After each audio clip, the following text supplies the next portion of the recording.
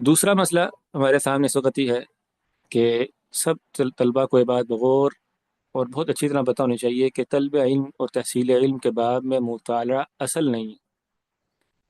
یہ بہت اہم مسئلہ ہے جس سے مطالعہ کرنے اور کروانے والے غافل رہ جاتے ہیں، اور اس کے بہت بھیانک نتائج ہمیں دیکھنے پڑتے ہیں۔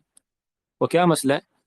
وہ یہ مسئلہ ہے کہ ہر انسان کو جو علم حاصل کر رہا ہو، جو کرنا چاہتا ہو، اس کو یہ بات پتہ ہونی چاہیے کہ شرعی علم کے حصول کا ذریعہ، ہم عصری علوم کی بات نہیں کر رہے، ہم دنیاوی علوم اور معلومات کی بات نہیں کر رہے، علوم شرعیہ آسمان سے آئے ہوئے علم، اس کے حصول کا ذریعہ، اصل اساس بنیاد وہ کیا ہے؟ التلقی عن المشائخ، استادوں سے پڑھنا۔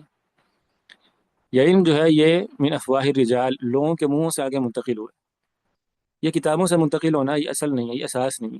کتابیں معاون ہیں، کتابیں تکمیل کرتی ہیں، کتابیں زینت کا باعث بنتی ہیں، کتابیں اس علم کو بڑھاتی ہیں، اضافہ کرتی ہیں، لیکن ابتدا کہاں سے ہوتی ہے؟ علم کے اساس کیا ہے؟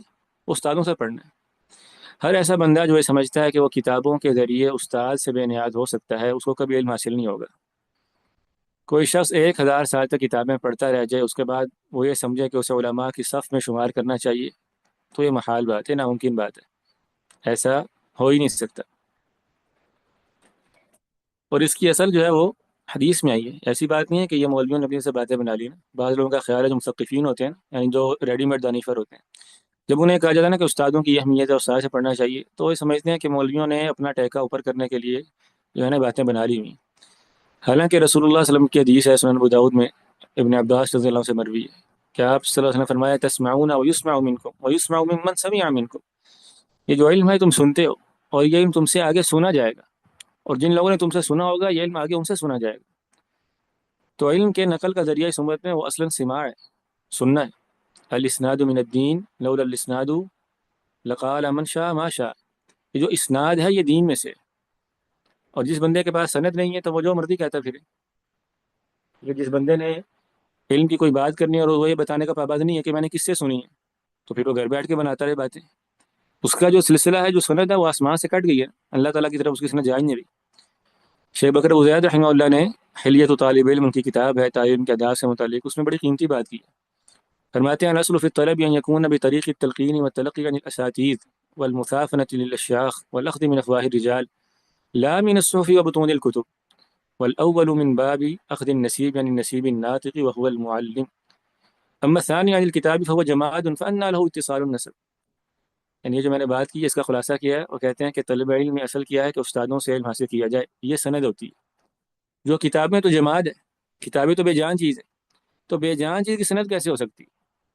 کتنی عمدہ اور کتنی گہری بات ہے اگر انسان اس پہ غور کرے، کہ کوئی انسان اسے پوچھا جائے کہ تم نے علم کہاں سے لیا، تو وہ کہے فلاں کتاب سے، تو کتاب کی سند ہی کوئی نہیں ہے، یعنی کیا کتاب نے تمہیں بول کے بتایا؟ تو کتابوں میں معلومات درج ہوتی ہیں، کتابوں میں علم بہت سارا پڑا ہوتا ہے، لیکن اس علم کی چابیاں وہ رجال کے لوگوں کے پاس ہوتی ہیں، جیسے کہ سلف نے کہا ہے نا کہ پہلے علم لوگوں کے سینوں میں ہوتا تھا، پھر یہ علم سینوں سے صفحات پہ اوراق پہ منتقل ہو گیا، مگر چابیاں ان کی لوگوں کے پاس ہی رہ گئی۔ تو محض کتابیں پڑھنے سے انسان عالم بھی بنتا ہے، وہ ایک اچھا قاری بن سکتا ہے، ایک اچھا، آپ کہہ لیں اس کا یعنی معلومات عامہ اس کو حاصل ہو سکتی ہیں، اس کے پاس بہت ساری انفارمیشن جمع ہو سکتی ہے مختلف ابواب میں، لیکن اگر وہ یہ سمجھے کہ وہ ایک عالم دین بن سکتا ہے تو یہ بات درست نہیں ہے۔ اللہ کے رسول صلی اللہ علیہ وسلم نے قیامت کے علامات میں سے بتایا کہ علم کم ہو جائے گا، جہالت عام ہو جائے گی، اور ساتھ ہی فرمایا کہ قلم پھیل جائے گا، کتابیں بہت زیادہ ہو جائیں گی۔ تو اگر کتابوں سے علم آتا ہوتا تو رسول اللہ صلی اللہ علیہ وسلم کتابوں کے پھیل جانے کو جہالت سے تعبیر نہ کرتے، بلکہ کہتے کہ علم پھیل جائے گا۔ تو علم کم ہوگا اور کتابیں پھیل جائیں گی، تو کتابیں جیسے آج کے دور میں پھیل گئی ہیں، ہر بندے کے دسترس میں ہر کتاب ہے، لیکن علم کیا ہے؟ ہم سمجھتے ہیں کہ شاید علم بھی بہت پھیل گیا ہو، لیکن علم نہیں پھیلا ہوا، یہ انفارمیشن کا سیلاب آیا ہوا ہے۔ لیکن جو حقیقی علم ہے، اور جس کی بات ہم عام طور پہ اپنی جو ہے محاضرات میں کرتے رہتے ہیں، تو وہ اس کا فقدان ہے۔ تو یہ دوسری بات ہے جو سمجھنا بہت لازمی ہے، کہ جب بھی ہم مطالعے کی اہمیت کی بات کرتے ہیں اور پڑھنے اور پڑھانے کی بات کرتے ہیں، تو اس میں یہ نقطہ نہیں بھولنا چاہیے کہ علم میں جو اساس ہے، اصل ہے، وہ کیا ہے؟ استاد۔ استاد سے علم حاصل کیا جائے گا تو اس کے بعد کتابوں کا مطالعہ مفید ہوگا، ورنہ مفید نہیں ہوگا۔